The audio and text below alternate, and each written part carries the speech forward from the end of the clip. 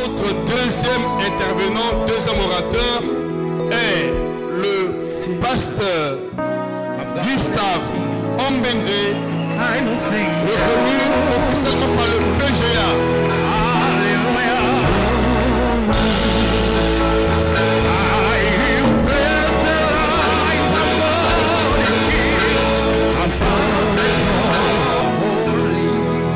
Gloire à Jésus. Est-ce qu'on peut bénir le nom du Seigneur?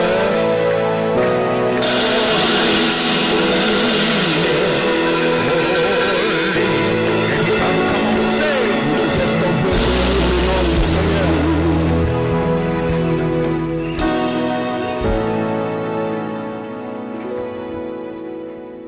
Père, que toute la gloire te revienne pour cette grâce que tu nous accordes de nous retrouver une fois de plus dans ce grand programme que tu as inspiré à ton serviteur, le Conseil divin. Parce que c'est ton conseil, nous voudrions, Seigneur, être simplement des porte-paroles pour communiquer ta pensée exacte. Sois élevé, sois béni. Et merci pour les fondements qui ont été posés. Merci pour ton serviteur. Merci pour cette belle œuvre. Merci pour tous les orateurs. Nous te rendons la gloire au nom de Jésus. Amen. Gloire à Dieu.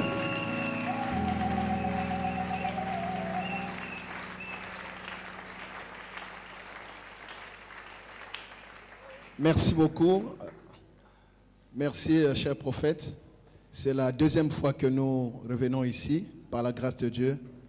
Et j'aimerais vraiment apprécier, pas seulement l'homme de Dieu que vous êtes, mais l'homme que vous êtes. Je crois que l'apôtre a dit suffisamment de choses sur vous, je ne vais pas en rajouter. Mais j'aimerais vraiment apprécier ce que vous êtes et à vos côtés, votre chère épouse. J'aimerais qu'on honore le prophète et son épouse.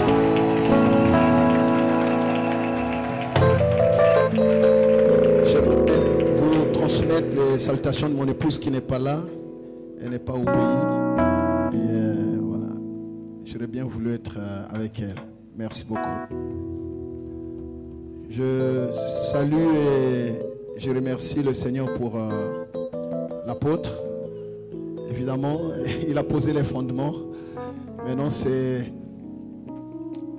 un risque pour ceux qui viennent après, la manière de bâtir. Amen. J'aimerais qu'on acclame le Seigneur pour cette première intervention. Merci à l'apôtre, merci à maman. Gloire à Dieu.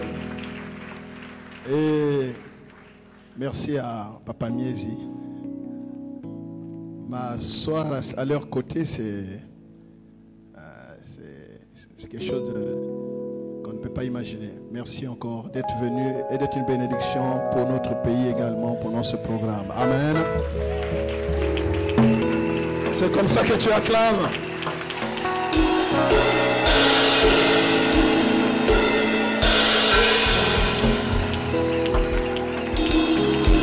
Je salue tout le clergé de Pointe-Noire.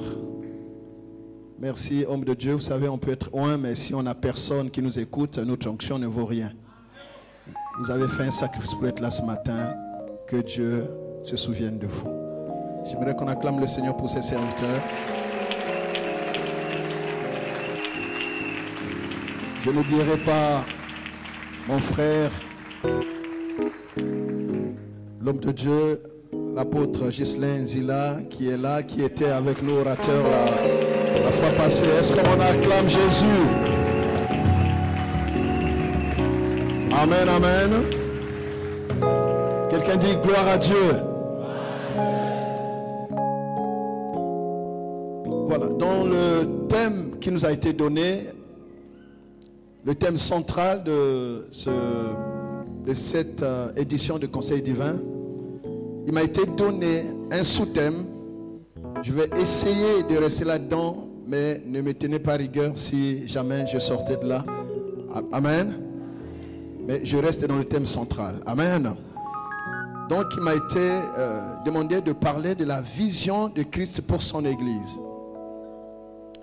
Amen. On peut s'asseoir, je vous en prie. La vision de Christ pour son Église.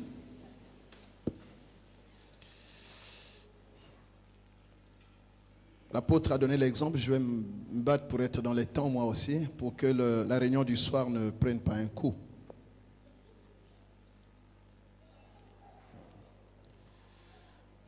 La vision du Seigneur pour son Église. La vision, comme nous le savons, au-delà de l'action de voir, c'est une perception des choses que tout le monde ne voit pas encore. On va dire même une projection. Amen. Une vision, un regard sur ce que tout le monde ne voit pas encore. Quelque chose qui est même inaccessible à la vue naturelle. Mais on voit des choses que tout le monde ne voit pas encore. Donc parler de la vision du Seigneur pour son Église, c'est qu'est-ce que le Seigneur veut ou voudrait que soit son Église. Alléluia.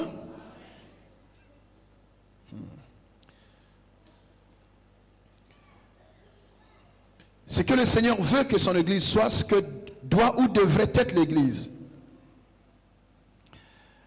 Alors, comme on ne peut pas bâtir un édifice digne de ce nom, sans plan architectural, comme cet édifice, le prophète ne s'est pas levé un matin pour dire, voilà, je veux un édifice.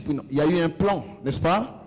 Il y a eu un plan, et comme l'homme de Dieu l'a dit, les ouvriers se sont mis au travail, chacun dans l'ordre de travail qui doit être suivi pour que l'édifice soit solidement bâti.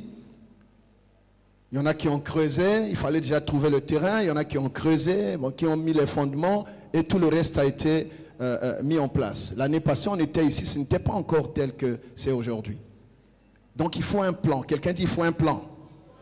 Il faut une vision. Alléluia. Et c'est également ce que le Seigneur a pensé de son Église. J'aime ce passage, c'est Hébreux 11, verset 10, nous dit, parlant d'une cité qui a des solides fondements, celle dont Dieu est l'architecte et le constructeur.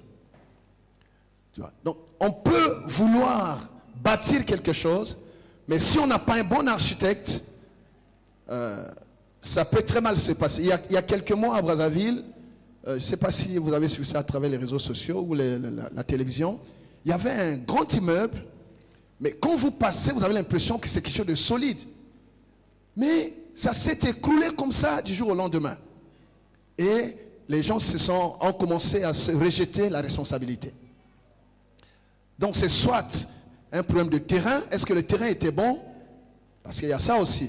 C'est pour ça qu'il y a des études de sol qui se font. Est-ce que c'est l'architecte? Est-ce que ce sont les matériaux? Donc il y a eu un problème forcément. Et la personne qui a certainement financé tout cela ne pensait pas un seul instant que son édifice devait s'écrouler en si peu de temps.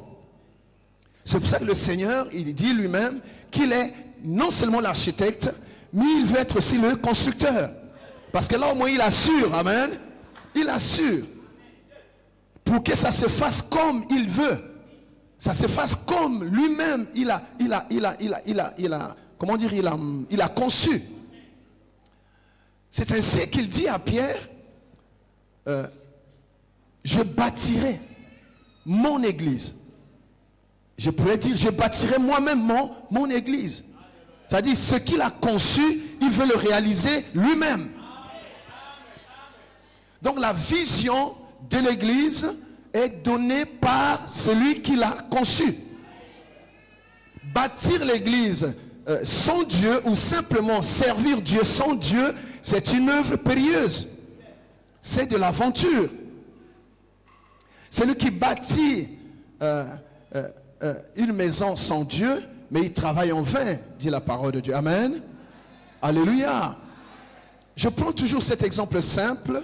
On ne peut pas, prendre un médicament sans se référer à la notice qui a été établie par le concepteur ou l'inventeur.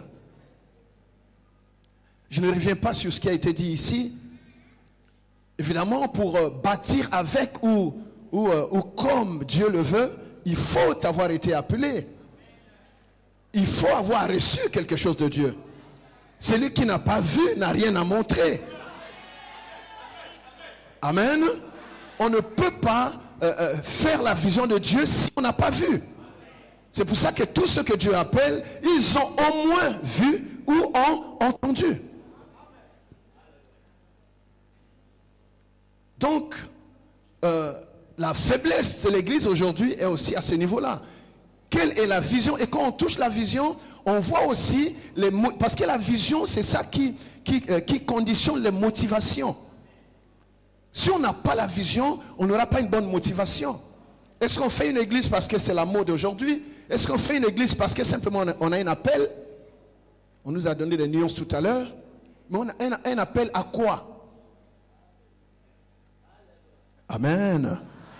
Voilà. Donc le Seigneur, pour éviter tous les travers possibles, il dit, je suis moi-même l'architecte et j'en suis aussi le constructeur. Je paraphrasais là Hébreux 11 verset 10. Alléluia. Donc on ne peut pas bâtir l'église sans tenir compte du plan ou du modèle de Dieu.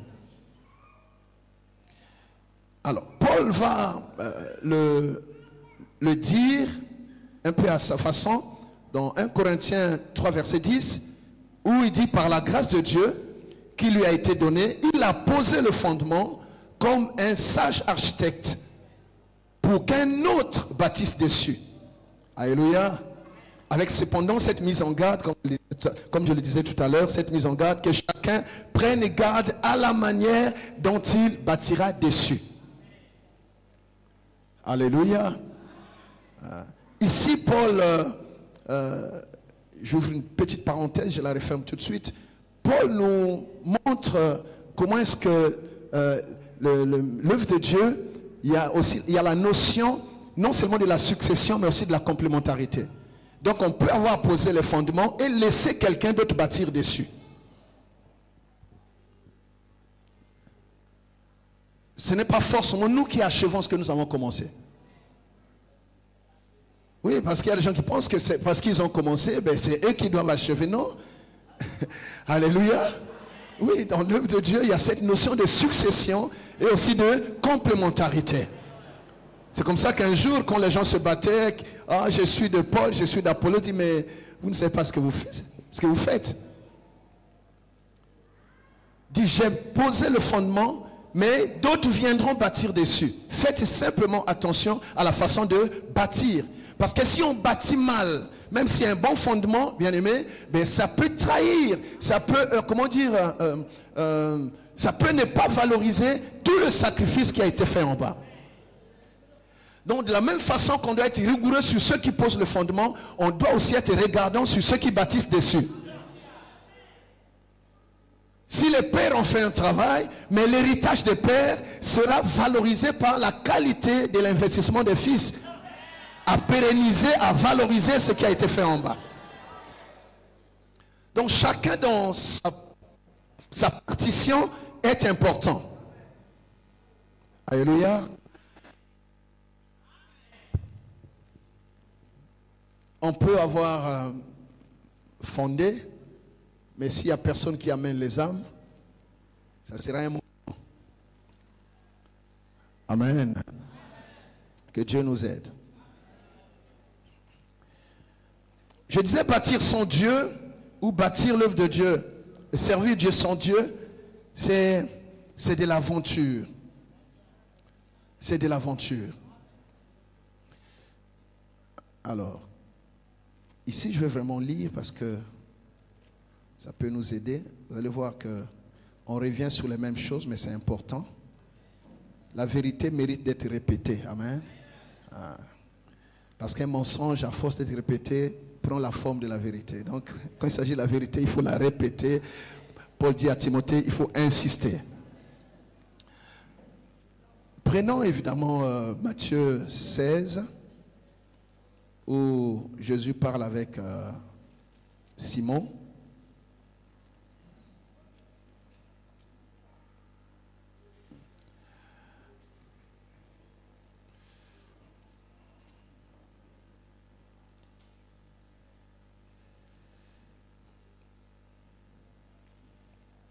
Prenons à partir du verset 15.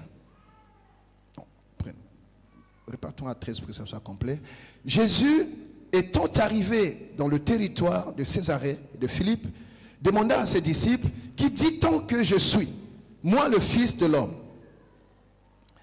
Ils répondirent, les uns disent que tu es Jean-Baptiste, les autres Élie, les autres Jérémie ou l'un des prophètes. Et vous, leur dit-il, qui dites-vous que je suis? Alléluia. Simon Pierre répondit, tu es le Christ, le Fils du Dieu vivant. Jésus, reprenant la parole, lui dit, tu es heureux, Simon, fils de Jonas, car ce ne sont pas la chair et le sang qui t'ont révélé cela, mais c'est mon Père qui est dans les cieux. Le verset 18, et moi, je dis que tu es Pierre, et que sur cette pierre, je bâtirai mon église, et que les portes du séjour des morts ne prévaudront point contre elle. Alléluia. Le Seigneur dit qu'il bâtira lui-même son église. Mais on va voir dans cet entretien, dans cet échange, que le Seigneur était à la recherche du matériau qui convenait. Il veut bâtir l'église, mais pas n'importe quelle église. Il veut bâtir une église solide. Il veut bâtir une église forte. Il veut bâtir une église qui impacte. Il veut bâtir une église, bien aimé, qui peut défier le monde. Alléluia. Parce qu'il sait que sur la terre, il n'a qu'un petit temps. Il sait qu'il doit repartir au Père. Mais il veut laisser derrière quelque chose de solide. Notre nom disparaît avec nous quand on n'a pas laissé derrière nous quelque chose de solide. Donc, il savait qu'il devait endurer la croix. Mais il dit, si tout ce sacrifice, c'est pour que derrière moi il n'y ait rien du tout, le sacrifice ne vaut pas la peine. Voilà pourquoi, même dans cette vision de bâtir l'œuvre de Dieu, on ne bâtit pas avec n'importe qui. On ne bâtit pas dans la complaisance. On bâtit dans le choix rigoureux du matériau.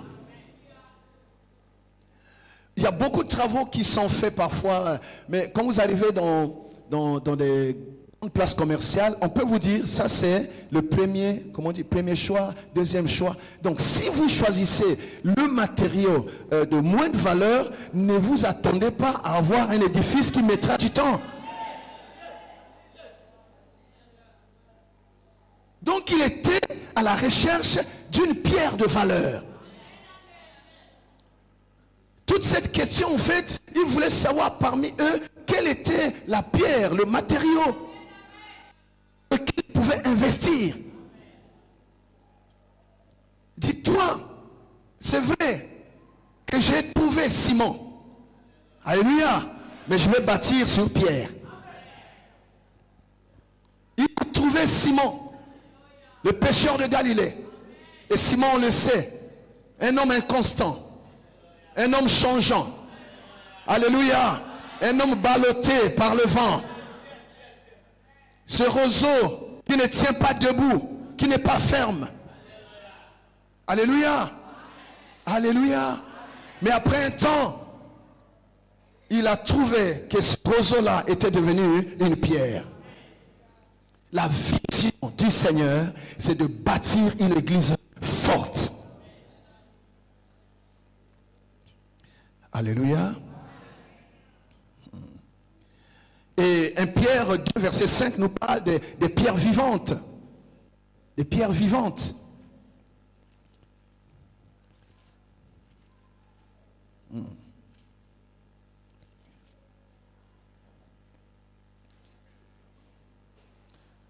Prenons 4 à 5. Approchez-vous de lui, pierre vivante, rejetée par les hommes, mais choisie et précieuse devant Dieu.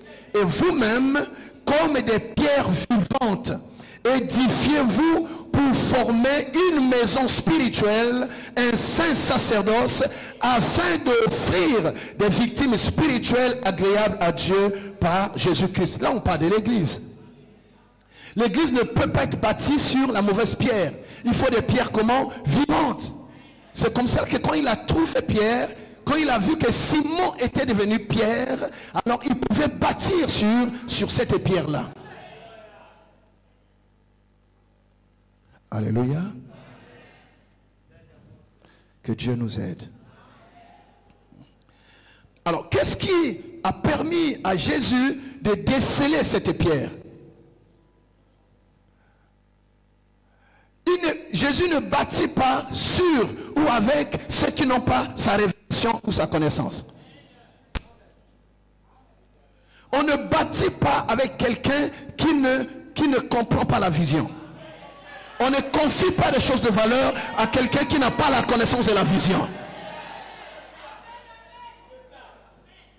Ce n'est pas une affaire d'amitié. Ce n'est même pas une affaire on a commencé avant. Ce n'est pas une affaire non, moi je suis avec lui depuis. Le problème, est-ce qu'il a compris la vision? Est-ce qu'il est devenu une pierre vivante? Est-ce qu'il tiendra après? Il y a des gens qui marchent avec nous quand tout va bien. Mais quand il y a des secousses, c'est là qu'on découvre qui ont la vision. Alléluia. La révélation. La connaissance du Christ. Amen. Gloire à Dieu. Donc Dieu a une vision, mais ne peut la réaliser qu'avec un homme. Les cieux sont les cieux de l'Éternel, mais la terre a été donnée au Fils des hommes. Dieu est esprit. Pour agir sur la terre, il travaille avec un homme. C'est comme ça qu'un jour il dit, parce qu'il a cherché, il a même essayé avec Saoul, ça n'a pas marché. Et quand il a trouvé David, il dit, j'ai trouvé mon serviteur, David, et je l'ai oint de mon huile sainte. Ma main le soutiendra et mon bras le fortifiera. Il faut que Dieu trouve quelqu'un dans cette génération. Le Seigneur a une vision, mais il cherche quelqu'un. Il cherche quelqu'un à Pointe-Noire. Il cherche quelqu'un dans ce Congo. Le Seigneur a une vision qu'il veut donner, télécharger, mettre en quelqu'un. Alléluia. Il a besoin d'un homme. La vision du chemin de la gloire, c'est la vision de Dieu. Mais Dieu ne descendra pas ici sur terre pour la réaliser. Il a cherché un homme, il a cherché un homme, il a trouvé son serviteur, le prophète Jules Gama, il lui a mis cette vision en lui. C'est pourquoi je t'ai fait prophète, c'est pour que tu bâtisses pour moi chemin de la gloire. Dans le corps de Christ, voilà ta partition, voilà ce que tu feras. Si tu ne connais pas la vision de Dieu, dans ton appel, tu seras un problème dans le corps de Christ. Dans un orchestre, c'est tout à l'heure, vous avez un frère qui joue la batterie. Il y a un autre qui est au piano. Il y a un autre qui est à la table de mixage. Mais une seule personne ne peut pas être à la batterie et à ceci. Non. Chacun a son couloir. Dans l'orchestre de Dieu, quelle est ta position? Ceux qui ne connaissent pas, ceux qui n'ont pas la vision, qui ne connaissent pas leur position, sont des troubles faits.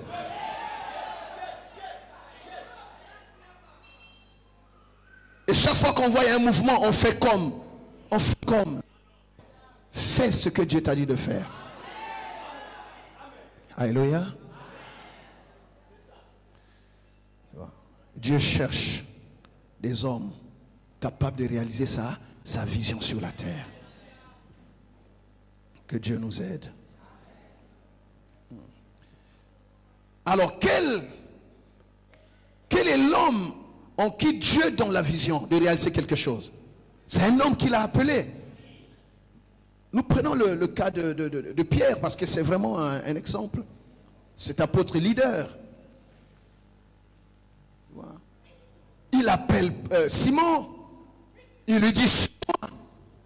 Quand Simon le suit, Simon est encore Simon. On ne confie pas des choses de valeur à quelqu'un qui n'a pas été capable de nous suivre. Celui qui ne t'a pas suivi, tu ne peux pas l'envoyer.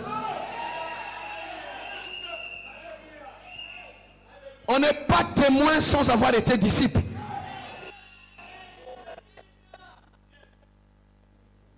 Alléluia.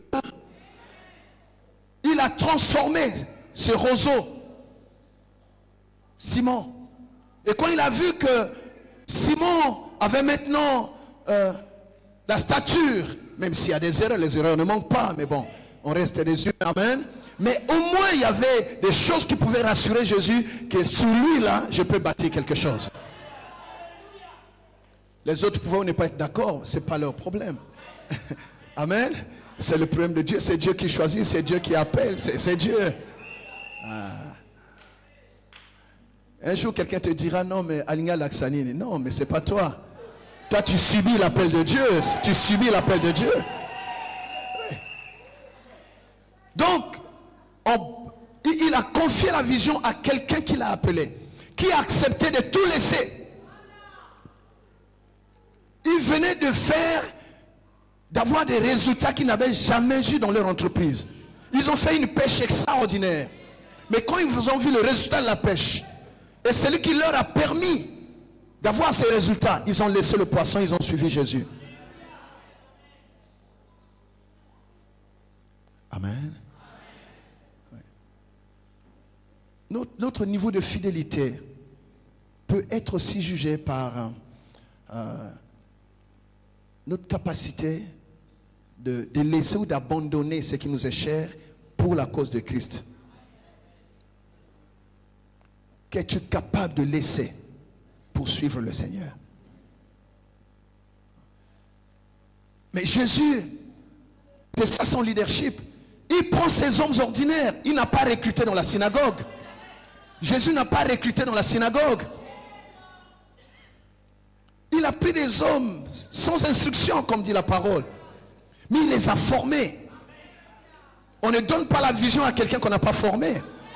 Ça, c'est le leadership de Jésus. Le Seigneur dit, moi qui t'ai créé, ô Jacob, et moi qui t'ai formé, ô Israël. Jacob est créé, mais Israël est formé. Et tant que Jacob n'est pas devenu Israël, il ne peut pas hériter les choses de valeur. Il les a transformés par la parole. Il les a enseignés. Pendant plus de 3 ans. Alléluia. Dieu nous appelle tels que nous sommes. Il nous transforme. Et la transformation, c'est par la parole. La transformation, c'est par l'enseignement. C'est comme ça que la vision de Christ sur l'église est dans sa propre parole. Allez faire de toutes les nations les disciples. Enseignez-leur ce que je vous ai prescrit. Donc si nous voulons garder la vision que le Seigneur a pour son église, nous devons répartir à ce que Jésus a dit pour son église. Mais qu'est-ce que nous voyons aujourd'hui? Il y a 2 choses. Je dirais 3. Il appelle, il donne la parole, il les équipe. Il appelle, il les transforme par la parole et il les équipe par son esprit. Et c'est seulement là qu'il peut les envoyer. Mais au départ, c'est d'abord la parole. La vision est dans la parole.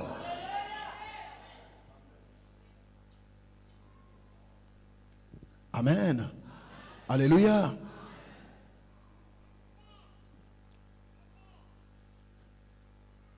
On ne peut pas parler de l'église sans la foi. Nous sommes sauvés par la grâce, c'est vrai, mais le moyen qui nous permet d'être sauvés, c'est la foi. Mais la foi vient de quoi? La foi vient de ce qu'on entend. Et ce qu'on entend vient de la parole de Christ.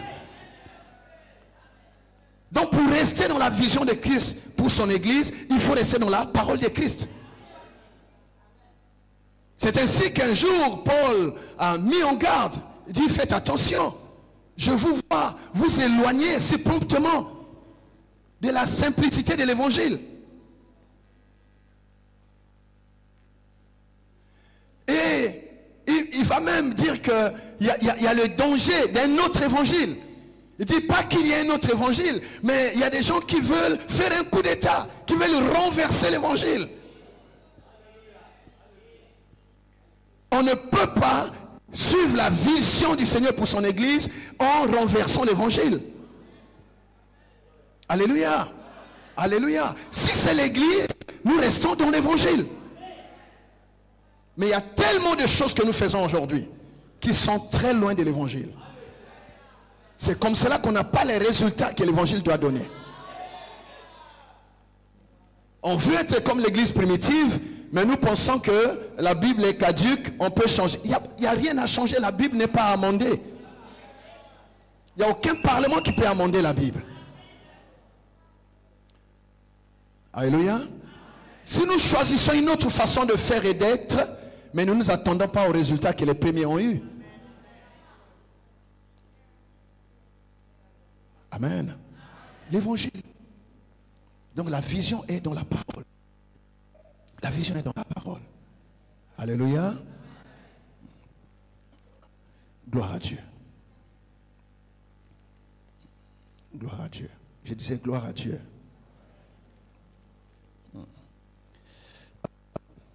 Nous avons parlé de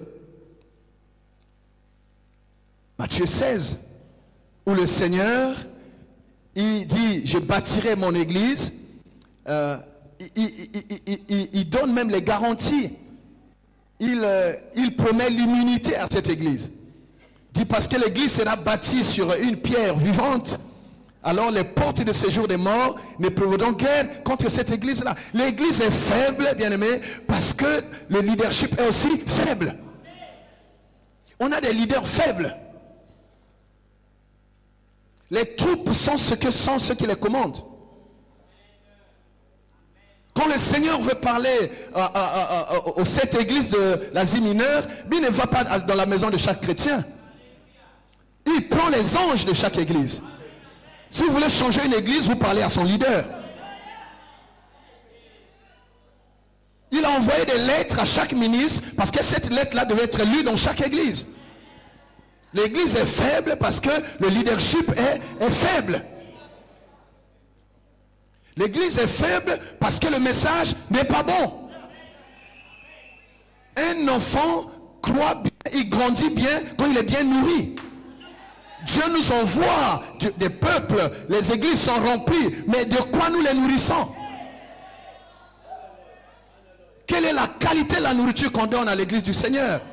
Je me donne toujours cette discipline et ça m'aide beaucoup. Je dis, Seigneur, c'est ton église, je ne suis qu'un messager. Si c'était toi-même devant la chair, quelle est la nourriture que tu aurais donnée à ton peuple? Une fois qu'on s'est posé cette question, on fait attention à ce qu'on dit. Parce qu'un disciple ne bâtit pas son royaume. Un disciple ne bâtit pas son royaume. Il contribue au rayonnement de celui qui l'a appelé. Et nous nous perdons aujourd'hui parce que chacun veut bâtir son royaume. On a une vision sur nous et non sur Christ. Quel que soit ce qu'on dit, mais en arrière-plan, la motivation profonde, c'est-à-dire on est dans notre affaire à nous. J'aime ce que Jésus a dit un jour à sa mère et à ses frères qui venaient. Il dit non, attendez, ne savez-vous pas que je dois m'occuper des affaires de mon Père? C'est-à-dire la vision, elle est celle de mon Père. Tu vois? Amen, amen. Le Seigneur promet l'immunité à l'église qui est bâtie par lui-même. Aujourd'hui, nous pouvons avoir des stratégies, mais la stratégie ne remplacera jamais l'évangile. Je ne dis pas que c'est mauvais. Parce que Dieu est un Dieu de vision, mais il faut aussi la stratégie. Amen. C'est qu'on met en place pour réaliser la vision. C'est important. Mais ça ne peut pas remplacer le principal. La parole de Dieu est souveraine. L'homme de Dieu l'a dit. Elle est autonome. Elle est autosuffisante. La parole de Dieu. On ne la remplace pas par la philosophie. On ne la remplace pas par les sciences sociales. Il y a des choses pour apprendre. On peut aller à l'université. Mais quand il s'agit de l'église, on donne la parole de Dieu au peuple de Dieu. Et le reste, c'est Dieu qui fait. Amen. J'aime beaucoup parler du leadership, mais vous allez voir que l'une des erreurs que nous commettons, c'est que nous parlons beaucoup de leadership, mais nous ne nous référons pas au leadership de Christ. Christ n'était pas seulement leader, mais il était d'abord un serviteur.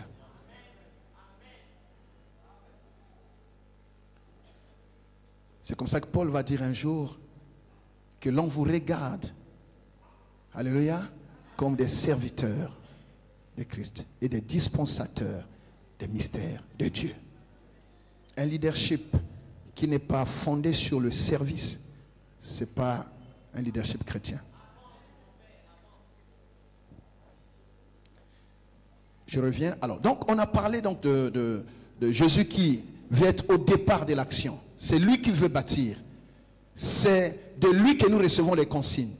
C'est lui qui nous donne le plan. Et on ne doit pas fausser son plan. Son modèle est bon. Aucun autre modèle ne peut dépasser son modèle. C'est son église. Un jour, il met en garde, je crois que c'est Paul qui parlait, 20 verset 28. Il dit, prenez garde de la manière dont vous devez conduire l'église sur laquelle le Saint-Esprit vous a établi. L'église qu'il s'est acquise au prix de son propre sang.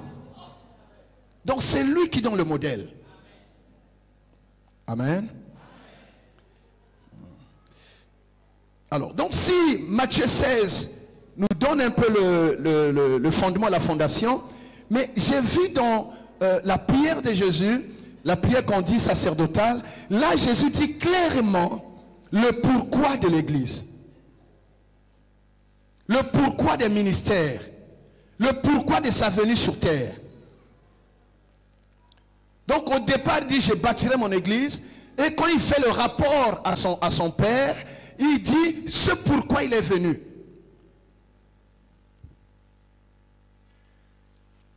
Je lisais ça encore ce matin, ça m'a beaucoup béni. Écoutez ce que Jean 17 dit, au premier verset. Après avoir ainsi parlé, Jésus leva les yeux au ciel et dit, Père, l'heure est venue, glorifie ton nom, glorifie ton Fils, afin que ton Fils te glorifie. Ok, nous aimons tous la gloire. Amen. Mais Jésus a demandé la gloire après avoir fait le travail. Verset 2, c'est là où c'est important. Selon que tu lui as donné pouvoir sur toute chair, afin qu'il accorde la vie éternelle à tous ceux que tu lui as donnés. Donc le but de l'église, la vision de Christ, son église, c'est quoi? La vie est éternelle. C'est tout. La vision de Christ pour son église, c'est la vie éternelle. Le Seigneur nous a donné à Christ pour que nous parvenions à la vie éternelle par sa grâce. Donc tout ministère qui ne s'inscrit pas dans cette vision, parce que Jésus a été aussi envoyé, il dit, Père, tel que tu m'as envoyé, moi aussi je les envoie. Tel que le Père m'a envoyé, moi aussi je vous envoie. Et quand il arrive à la fin de sa mission, il est en train de rendre rapport. Tu m'as donné cela pour la vie éternelle. Donc la vision de Christ pour son église, bien-aimé, c'est la vie éternelle. Maintenant la question, chacun doit se la poser. Est-ce que ce que je donne comme parole dans mon église, dans l'église où Dieu m'a établi, rapproche le peuple de Dieu, enseigne les voies de Dieu? Est-ce que ce peuple est conduit au salut? Est-ce que la parole que je donne, quand je fais mon message, je vais prier, est-ce que ce message-là va rapprocher ces hommes et ces femmes de Dieu? Le but, le pourquoi de l'église, le pourquoi des ministères, c'est de conduire à la vie éternelle. C'est pour ça que je dis, je prends le risque de le dire ici, si je suis mon frère, c'est que je n'aurai pas de problème. Les gens ont le droit d'être exigeants. On a le droit de choisir une bonne église. Quand on va dans un restaurant, on choisit ce qu'on doit manger. Je vous dis la vérité. Il s'agit des âmes qui ont coûté cher au Seigneur. Le problème, ce n'est pas de faire plaisir à un leader.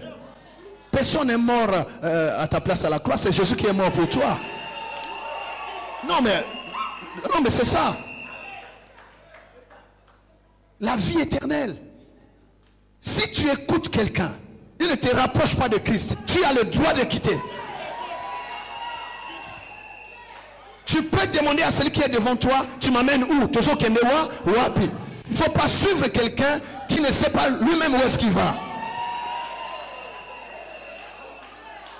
Nous parlons de vision. Quelqu'un qui n'a pas de vision ne mérite pas d'être suivi. Et quand il y a une vision, on le sent dans le message. J'étais là l'année passée, je vois que la vision est structurée. Tous les enseignements sont là. Quand on voit le peuple, on sent qu'ils sont dans une vision structurée, une vision de Dieu. Quand il y a la vision, c'est clair.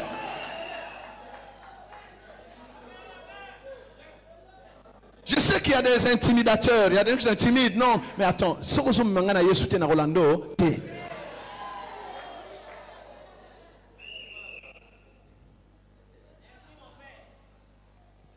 Bon, ici, je peux dire, je suis en sécurité. Est-ce qu'on peut acclamer Jésus? Ta façon d'acclamer n'est pas bonne.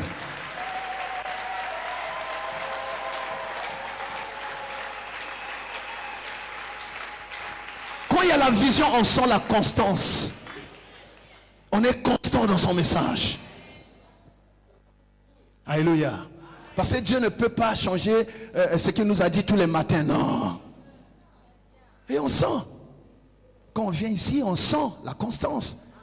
On sent l'équilibre. Alléluia.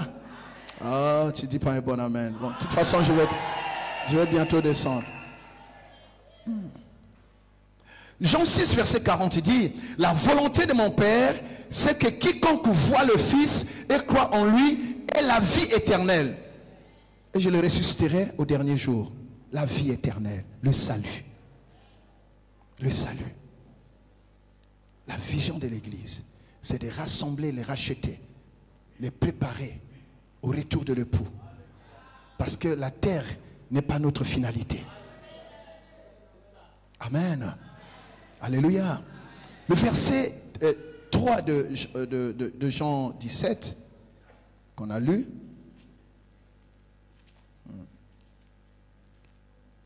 Or, la vie éternelle, c'est qu'ils te connaissent, toi, le seul vrai Dieu, et celui que tu as envoyé, Jésus-Christ.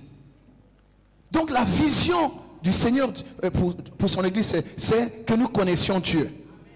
Tu dois connaître Dieu quand tu viens à l'Église. Tu ne peux pas connaître le Seigneur si on ne t'a jamais parlé de lui. C'est Paul qui le dit dans Romains 10. Il dit, quiconque invoquera le nom du Seigneur sera sauvé. Mais comment pourront-ils invoquer celui dont ils n'ont jamais entendu parler? Comment entendront-ils parler de lui si on ne leur prêche pas? Mais comment on peut prêcher s'il n'y a pas que ceux qui sont envoyés? Donc à l'église de Jésus, on doit parler de Jésus. Jésus est le personnage, Jésus est la personnalité, Jésus est la star, Jésus est la pierre angulaire, Jésus est le centre du message qu'on doit donner de son église. Je l'ai dit la fois passée, je pense, mais je peux le redire parce que c'est la vérité. Mais aujourd'hui, qu'est-ce qu'il y a? On parle plus des démons dans l'église du Seigneur que du Seigneur lui-même. Donc les gens marchent avec, dans leur pensée, la peur des démons, au lieu de contempler l'œuvre que Jésus a faite à la croix. Ils n'ont pas encore fini de bénéficier des grâces et des faveurs, des bénédictions que Jésus a disposées à la croix, mais on leur apprend à avoir peur du diable. Tu vois, donc on a une église faible, on parle beaucoup plus de l'adversaire que du vainqueur de Golgotha. Moi je fais le combat spirituel, mais pas dans la position de quelqu'un qui est en train de chercher une victoire, non. Je fais le combat spirituel en rappelant au diable qu'il a été vaincu à la croix, il a déjà été vaincu à la croix, il ne peut plus rien faire, il a été dépouillé et il doit rester à sa place. Je lui rappelle ça. Je lui rappelle que j'ai le nom qui est élevé au-dessus de tous les noms. À ce nom-là, lui ne peut rien me faire. Je lui rappelle que j'ai le sang de Jésus comme une arme imbattable. Tu vois? Est-ce que quelqu'un entend cela? On doit parler de Jésus. La vision du Seigneur pour son Église. Alléluia. C'est le Seigneur lui-même. Le centre, c'est Jésus. Bon, tu vois, j'ai perdu ton amen, c'est pas grave. Donne un bon amen. Tu vois. Puis les démons, bon, on se bat avec quelqu'un qui est déjà vaincu. Le Seigneur a dit, voici, je vous donne le pouvoir, pas de vous battre, mais de marcher sur le serpent et sur les scorpions et sur toute puissance de l'ennemi, et rien ne pourra vous nuire. Plus tu parles de ton ennemi, plus il aura l'ascendant sur toi. Le Seigneur veut d'une église comment? Conquérante, une église glorieuse.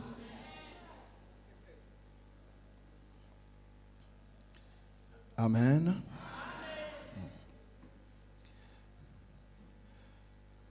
Toujours dans Jean 17, mon temps va vers la fin, le Seigneur dit, je leur ai donné ta parole. Et je leur ai montré ton nom. Donc la parole, la vision est dans la parole. Nous devons donner la parole du Seigneur.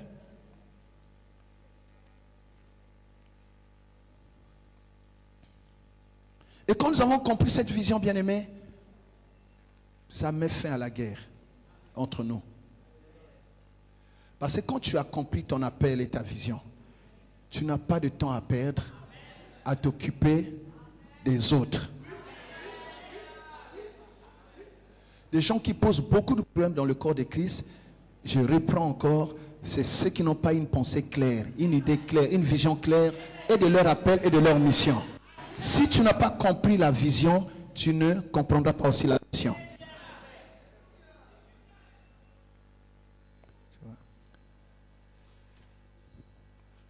Que le Seigneur nous aide.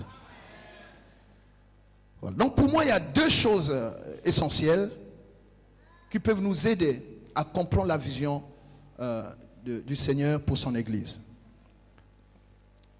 Le message de Christ, amen, qui a été relayé par les apôtres. Ils n'ont pas fait autre chose. Ils ont pris ce que Jésus leur a donné et ils ont donné au peuple. C'est comme ça qu'ils ont bâti une église comment? Forte et solide.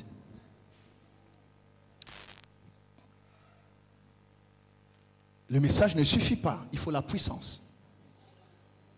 Il faut la puissance. Parce que le message nous transforme. On aura une église avec beaucoup de valeurs. Mais il y a des gens qui vivent pieusement, mais ils ne font pas pour autant peur au diable.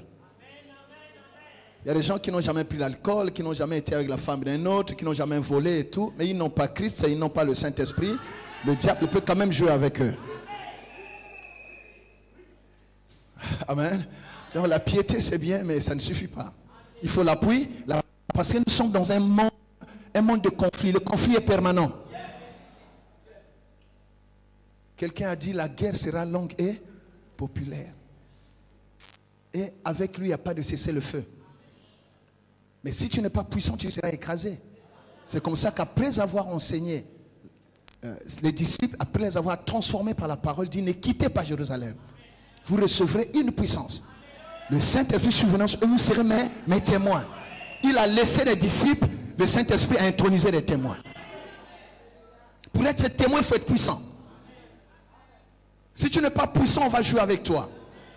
Ce n'est pas facile d'aller arracher une âme qui est en captivité, qui est dans des prisons, des coutumes et tout ça. Si tu n'es pas puissant, tu ne pourras pas.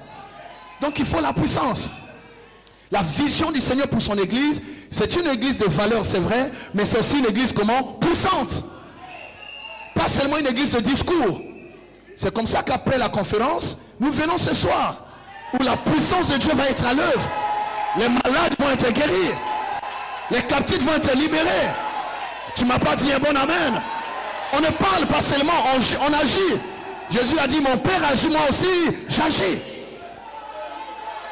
Dans ce monde, si tu n'es pas fort, personne ne te respectera. C'est un monde de confrontation, où les grands écrasent les petits. Les puissants mangent les faibles. Si tu n'es pas fort, ta voix ne comptera pas. Quelqu'un m'entend? Donc il faut la puissance. À cet âge de l'église, bien aimé, on ne doit pas être les gens qui pleurent. Une église qui pleure, non. Moi, tu dois arrêter de pleurer. Surtout devant les païens. Parce que celui qui est en toi est plus fort que celui qui est dans ce monde. Dieu a investi en toi son Esprit Saint. L'Esprit ne te visite pas, il habite en toi. Tu as plus que l'argent. Tu as plus que les choses de ce monde. Aucun sorcier ne peut te défier. C'est toi qui as peur du sorcier.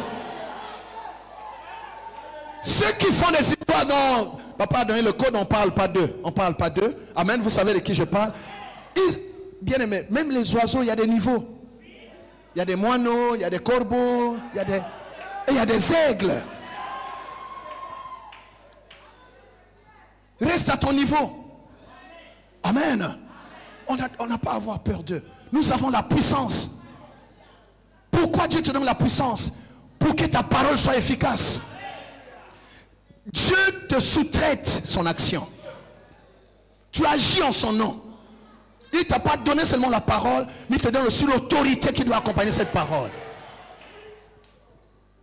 La vision de Christ pour une église comment? Puissante. Une église forte. Une église conquérante. Pour faire des conquêtes, il faut être fort. Il faut être comment? Fort. Tu vois. Une église qui pleure, ce n'est pas une église qui peut conquérir. Il y a plusieurs âmes encore à gagner à Pointe-Noire. Il y a plusieurs âmes à gagner dans le Kwilu, dans le Congo. Mais il faut l'appui, la puissance. Parce que tu seras confronté à la sorcellerie de village, aux hôtels qui sont là-bas. Une année, c'était en 2011, il me reste 10 minutes. C'était en 2011. J'ai fait une campagne d'évangélisation à Owando. 2011. Et quand on arrive, il y a le chef des terres. Il envoie un message. J'étais avec le docteur Ben Shaddai, pour ceux qui le connaissent. Lui, comme il connaît bien ces contrées-là, je l'ai envoyé. Ils lui ont dit, va dire au jeune homme qui est venu là. Il y a des gens qui étaient venus ici avant, qui n'ont pas voulu obéir. Je leur avais envoyé la foudre. Donc s'il veut réussir sa campagne, il faut qu'il vienne d'abord traiter avec moi. Il vient traiter avec moi et j'ai des choses à lui dire. Évidemment, vous savez, les choses spirituelles sont délicates. Quand tu arrives sur une terre, il faut faire attention. Amen. Il faut faire attention. Mais ce que je n'ai pas accepté, c'est cette façon de vouloir me montrer que c'est lui qui est au-dessus de Dieu et Dieu ne peut rien faire sans passer par lui. Cette arrogance-là, il y avait un truc qui a dit, bon, le principe il est bon, il faut aller saluer le chef de terre, mais de là à le mettre au-dessus de Dieu que je sers, j'ai dit non. J'ai dit au docteur Ben Shaddai, voilà, va lui dire, il y a ça, allez lui donner, nous honorons voilà, son trône et tout ça, mais on a déjà toutes les autorisations, nous le remercions de nous accueillir. Il dit non, s'il ne vient pas, la foudre va arrêter le truc. Je dis ok, si c'est maintenant un défi, je ne vais pas me soumettre à ça. On a fait, Dieu a fait des grandes choses. Et le jour du baptême, il n'y avait pas de pluie. Ceux qui connaissent Owando, il y a un arbre qui est dans la rivière là. Kinojo, ceux qui connaissent là-bas. Ce jour-là, il y a eu comme si on avait retourné le fleuve.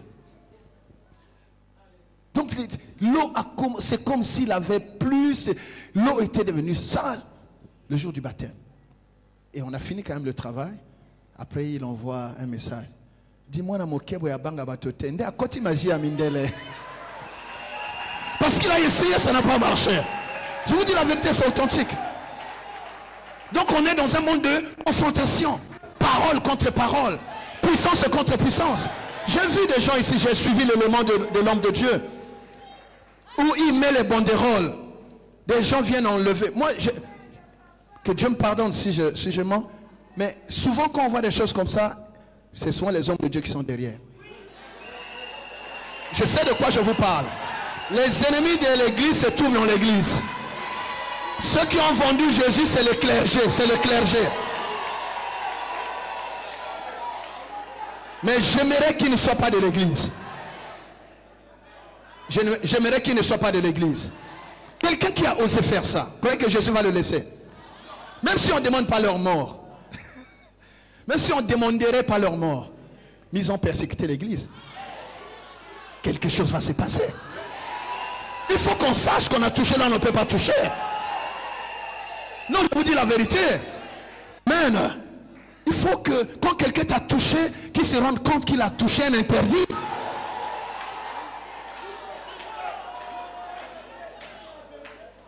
Dieu n'a pas laissé une église faible sur la terre. Nous avons tous les moyens pour conquérir le monde, pour conquérir les nations. Nous avons l'autorité, nous avons la puissance, nous avons le pouvoir, nous avons la position. C'est à nous de l'exercer. Alléluia. Amen. Pour terminer, vraiment, la vision de l'église que le Seigneur a pour son église, c'est une église invincible. L'église est invincible. Personne ne peut tuer l'église. Personne ne peut tuer l'église. Même si toi tu quittes, l'église ne mourra pas. Donc ne quitte pas parce que ça ne fera rien. L'église est invincible. Même si tu attendais, dis non, cette église y tient parce que c'est moi qui donne l'argent. Hey. Quand Dieu a appelé Jules Gama, tu étais là. C'est l'appel. C'est l'appel, la vision et la mission. Alléluia. Qui disponibilise la provision de Dieu.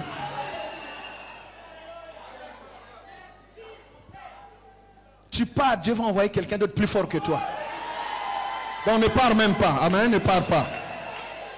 Acclame Jésus. Une église invincible. Une église forte. Une église puissante. Une église glorieuse. Une église rayonnante. Une église conquérante. Une église avec un leadership efficace. Une église prospère. Une église prospère. Bon, je vous choque, mais moi je n'ai pas honte à prêcher la prospérité. Je vous dis la vérité. Le problème, c'est qu'il ne faut pas inverser les choses. La prospérité de l'âme, amen, et la prospérité à tous égards. Oui, c'est Dieu qui le dit. C'est Dieu qui le dit. L'église va être prospère. Une église sans moyens ne peut pas peser. Tu peux avoir la vision. Tu peux avoir, bien, Dieu t'a apparu. Mais si tu n'as pas l'argent, tu ne feras rien avec ça. Et il y a beaucoup de gens qui sont allés au cimetière sans avoir réalisé la vision parce qu'ils n'avaient pas les moyens pour réaliser la vision. Donc Dieu veut une église prospère. Alléluia. Et toi qui es du chemin de la gloire, tu ne pries pas seulement le Dieu qui t'envoie au ciel.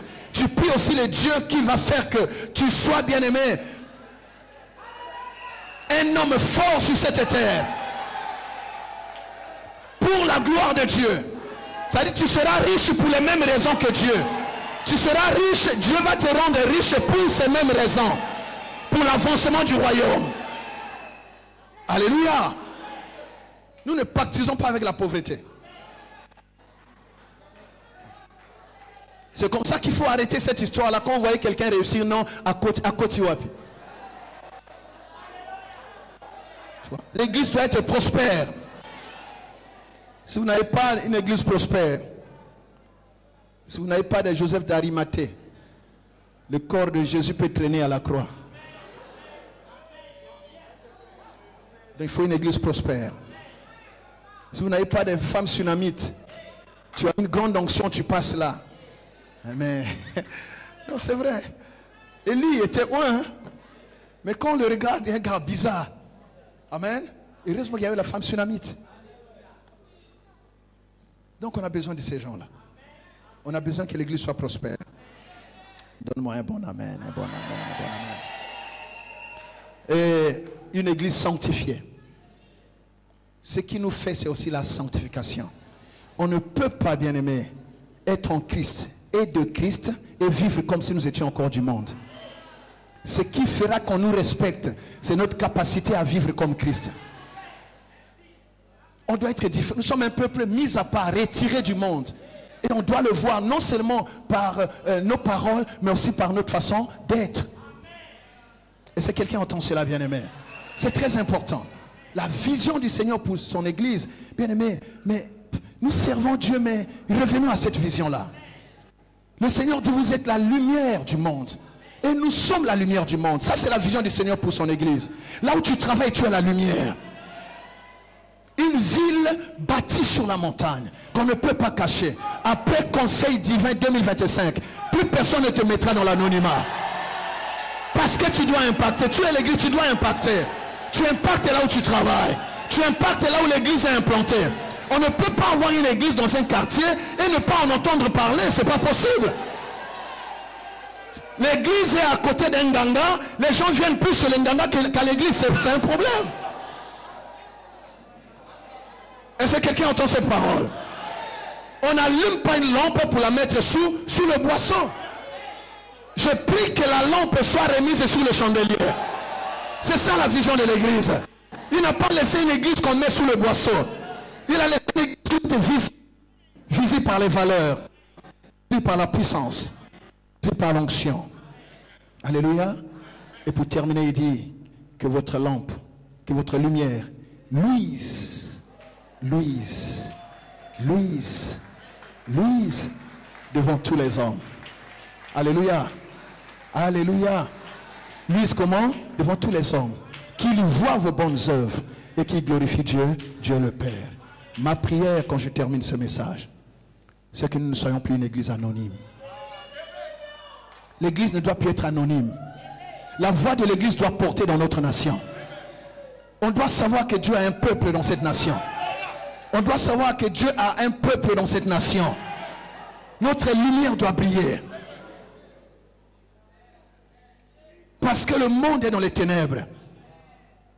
Et qu'est-ce qui rend la lumière utile? Ce sont les ténèbres. Ton utilité, c'est de dissiper les ténèbres. Job dit, l'homme fait cesser les ténèbres. Voilà l'église que le Seigneur veut. Une église tournée vers le salut.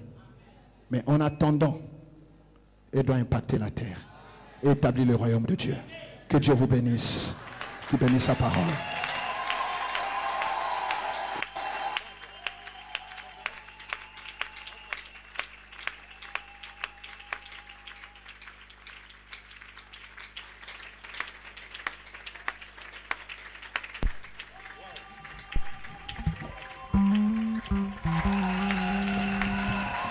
Alléluia.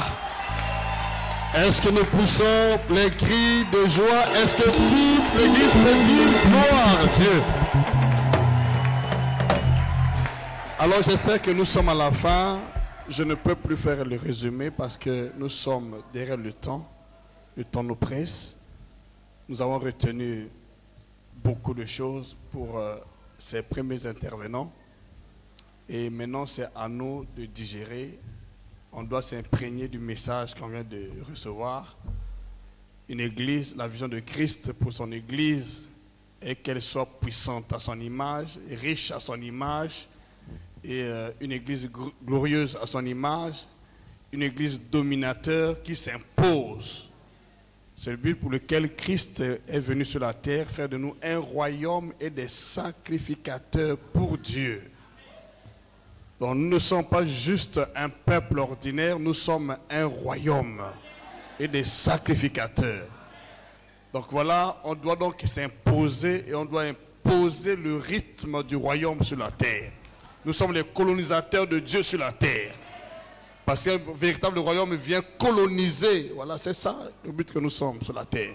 On paye une fois de plus à Kamé pour son serviteur. Merci beaucoup, Seigneur.